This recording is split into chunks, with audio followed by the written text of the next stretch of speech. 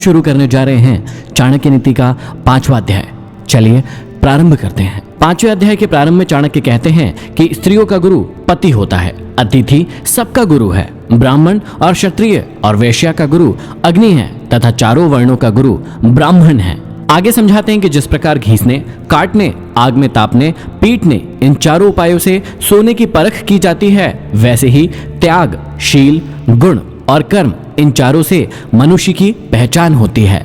भय से तभी तक डरना चाहिए जब तक भय आए नहीं। आए हुए भय को देखकर निशंक होकर प्रहार करना चाहिए, अर्थात उस भय की परवाह कभी नहीं करना चाहिए। एक ही माता के पेट से और एक ही नक्षत्र में जन्म लेने वाली संतान समान गुण और शील वाली नहीं होती है, जैसे बेर के कांटे। सभी बच्चों का स्वभाव अलग अलग होता है, भले ही वे जुड़वा पैदा हो। बेर के पेड़ पर फल भी लगते हैं और कांटे भी। यह ईश्वर की विचित्र लीला है, जिसे समझना सरल नहीं। जिसका जिस वस्तु से लगाव नहीं है, उस वस्तु का वह अधिकारी नहीं है। यदि कोई व्यक्ति सौंदर्य प्रेमी नहीं होता तो श्रृंगार शोभा के प्रति उसकी आसक्ति नहीं होती है।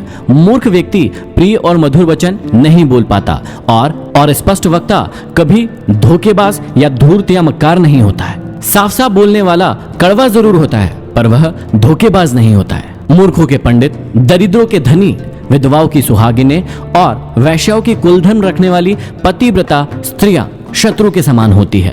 यह सांसारिक नियम है कि मूर्ख व्यक्ति पंडितों से ईर्ष्या करते हैं, निर्धन व्यक्ति धनिकों से ईर्ष्या करते हैं। वैश्याएं धर्म का पालन करने वाली पतिव्रता स्त्री से ईर्ष्या करती है और विधवाएं सुहागिनों को देखकर अपने भाग्य को कोसती रहती है। यह एक स्वाभाविक प्रक्रिया है। दूसरों को सुखी देखकर कोई सुखी नहीं होता है। आगे समझाते हैं कि आलस्य से अध्ययन कभी ना करें, क्योंकि विद्या नष्ट हो जाती है। दूसरे के पास गई स्त्री बीज की कमी से खेती और सेनापति न होने से सेना नष्ट हो जाती है। आगे चाणक्य समझाते हैं कि विद्या अभ्यास से आती है, सुशील स्वभाव से कुल का बड़प्पन होता है। श्रेष्ठत्व की पहचान गुणों से होती है और क्रोध का पता आंखों से लगता है। धर्म की रक्षा धन से होती है, विद्या की रक्षा निरंतर साधना से होती है। राजा की रक्षा मृदु स्वभाव से और पतिव्रता स्त्रियों से घर की रक्षा होती है। ऐसा कहने वाले कि वेद और पंडित व्यर्थ है, शास्त्रों का ज्ञान व्यर्थ है,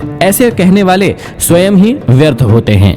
इनकी ईर्ष्या और दुख भी व्यर्थ होता है। वे व्यर्थ में दुखी होते रहते हैं, जबकि वेदों और शास्त्रों का ज्ञान कभी भी व्यर्थ नहीं होता है। आगे कहते हैं कि दरिद्रता का नाश दान से, दुर्गति का नाश शालीनता से, मूर्खता का नाश सद्बुद्धि से और भय का नाश अच्छी भावना से होता है। काम वासना के समान दूसरा कोई रोग नहीं, मोह के समान शत्रु नहीं, क्रोध के समान आग नहीं और ज्ञान से बढ़कर सुख नहीं। मनुष्य अकेला ही जन्म लेता है और अकेला ही मरता है। वह अकेला ही अपने अच्छे और बुरे कर्म को भोगता है। वह अकेला ही नरक में जाता है और परम पद को पाता है। ब्रह्मज्ञानी की दृष्टि में स्वर्ग तिनके के समान है, शूरवीरों की दृष्टि में जीवन तिनकों के समान है। इंद्रजीत के लिए स्त्री तिनके के समान है और जिसे किसी भी वस्तु की कामना नहीं है, उसकी दृष्टि में यह सारा संसार तिनके के समान है। उसे सारा संसार क्षणभंगुर दिखाई देता है, वह तत्वज्ञानी हो जाता है। विदेश में विद्या ही मित्र होती है, घर में पत्नी ही मित्र होती है। रोगियों के लिए औषधि मित्र है और मरते हुए व्यक्ति का मित्र धर्म होता है, अर्थात उसके सत्कर्म होते हैं। इसलिए विद्या, पतिव्रता, विदुषी स्त्री, रोग के समय उचित औषधि और मृत्यु काल निकट आने पर व्यक्ति के सत्कर्म ही उसका साथ देते हैं। इसी प्रकार आगे समझाते हैं कि समुद्र में बरसात का होना व्यर्थ है, तृप्त व्यक्ति को भोजन कराना व्यर्थ है, धनिक को दान देना व्यर्थ है और दिन में दीपक जलाना व्यर्थ है। चाणक्य कहते हैं कि बादल के जल के समान कोई दूसरा जल नहीं होता, आत्मबल के समान कोई दूसरा बल नहीं होता, अपनी आंखों के समान कोई दूसरा प्रकाश नहीं है और अन्न के समान दूसरा प्रिय पदार्थ नहीं होता। निर्धन लोग धन चाहते हैं,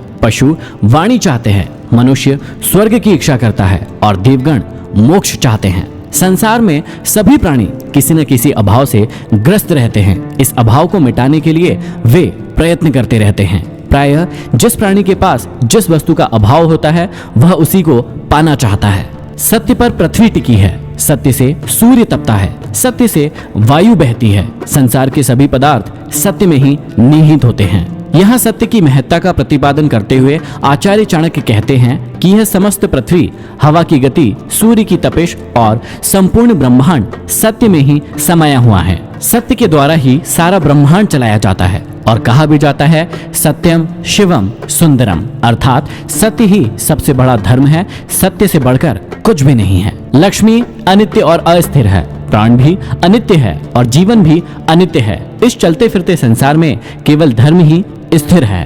पुरुषों में नाई धूर्त होता है, पक्षियों में कौवा, पशुओं में गीधड़ और स्त्रियों में मालिन धूर्त होती है। ये चारों सदैव दूसरों के कार्य को बिगाड़ने वाले होते हैं। मनुष्य को जन्म देने वाला, यज्ञोपवीत संस्कार कराने वाला पुरोहित, विद्या देने वाला आचार्य, अन्न देने वाला, भय से मुक्ति दिलाने वाला अथवा रक्षा करने वाला, ये 5 पिता कहे गए हैं। अतः समाज में इन्हें पिता अर्थात पालन करने वाला उच्च स्थान दिया गया है। यहाँ पर समाप्त होता है 5वां अध्याय। अब हम बढ़ेंगे 6वें अध्याय की ओर। आप